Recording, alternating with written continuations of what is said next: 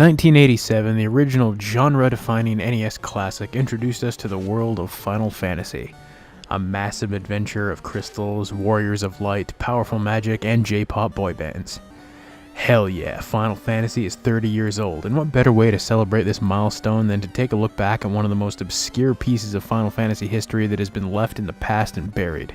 Final Fantasy: The Legend of the Crystals is an OVA that was released in 1994 in Japan, and 3 years later saw a VHS release in North America in 1997. It consisted of 4 episodes that act as a sequel to Final Fantasy V, taking place 150 years after the events of that game. Our 2 main leads are a guy named Pretz, who's pretty much just a sarcastic, headstrong asshole whose voice does not fit with the age or look of his character whatsoever. Hey! Where are you going in this weather? And Lenali, the apparent direct descendant of Bartz from the game, who I swear is like 10 years old, yet we get a ton of panty shots galore. Oh, anime, you never fail me. Now, in the first fight of the show, Lenali uses her magic to summon a retarded ostrich. Wait, that's a chocobo? No, this is a chocobo. This is a balding fucking duck. At some point after this, we meet, and I'm not fucking kidding around, a full-blown S&M crew of pirates led by the sluttiest looking character I honestly think I've ever seen in anything Final Fantasy. This is Rouge, a pirate leader, and her team of... man, I don't even know, on their quest for shiny stuff. Basically, our heroes are out to find the Wind Crystal, and use it to stop some alien named Raw Devil. More sex innuendos? From collecting the 4 crystals and assuming his true form, Death Unos.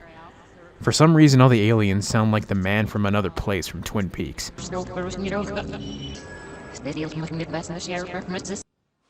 there's always music in here. I can't believe I made that reference.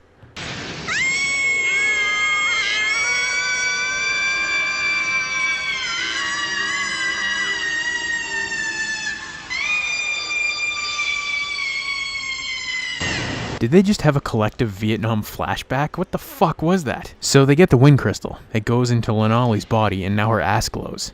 No joke, her ass literally glows. There's even a scene later where she shoots a laser out of it. Along the way, they meet a rough and tough commando type named Valkis, but get kidnapped by Rouge and her freaks on a leash. Well, I hate to skip the main course so soon, but I just have to see if you can maintain that attitude while undergoing the most horribly painful sort of torture known to man!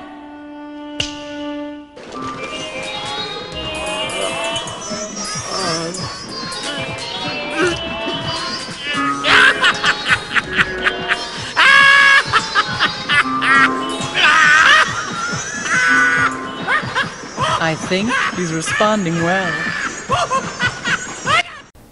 I don't know what this is, but it's kind of hot. I wasn't prepared to see a half-naked child get tickle-tortured by the Colonel. It's finger-looking good. At this point, a tiny child ghost comes out of the crystal and reveals himself to be Mead. Yes, that Mead from the game. Apparently he died at some point in the past when Raw Devil came down to steal the brain of Sid, Mead's grandfather. I got nothing for that. Shit's crazy. So Raw Devil's army attacks, everyone gets free, and head to Castle Tycoon, another location from Final Fantasy V, where they meet Queen Lena.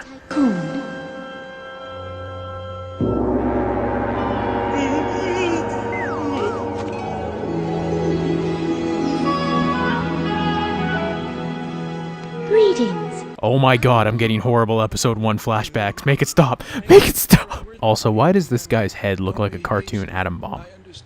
After another attack from Raw Devil's army, this time succeeding in kidnapping Lenali, Pretz uses the power of this dumb little dragon that turns into this badass awesome giant dragon but is really useless and turns back into this tiny dumb dragon to get to the Black Moon, the base of operations for our villain. However, Raw Devil has all 4 crystals and commences transforming into his true form. Yes, yes. It is indescribable, like the ultimate cosmic experience. I don't care what you say, that guy just came. And hard. I kinda dig his final form. It reminds me a little of Tetsuo's transformation in Akira, but not nearly as cool. Using the power of the crystal, Lenali somehow explodes Death Unos. I honestly don't know what happened here. And I mean, if she could do that from the beginning, why didn't she just do it? Whatever, they saved the day. Mead, you're hugging a brain. Gross, dude. Ugh. Due to a loss of distribution rights from the original distributors Urban Vision, Legend of the Crystals has never been released since its original VHS run, which is an honest shame because this isn't that bad of a series. It's by no means perfect. The dubbing is really bad, some of the animation really sucks or just looks bland, and it's a bit boring at times. But if I had seen this as a kid, I know I would have looked back at it, and it would have held a fond, nostalgic piece of my heart.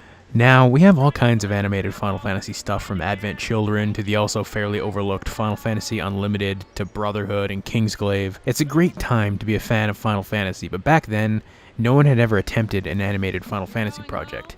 For what it tried to be, it's not terrible. You too can support the channel for just $1 a month by joining the Patreon for exclusive videos and content. Links in the description down below.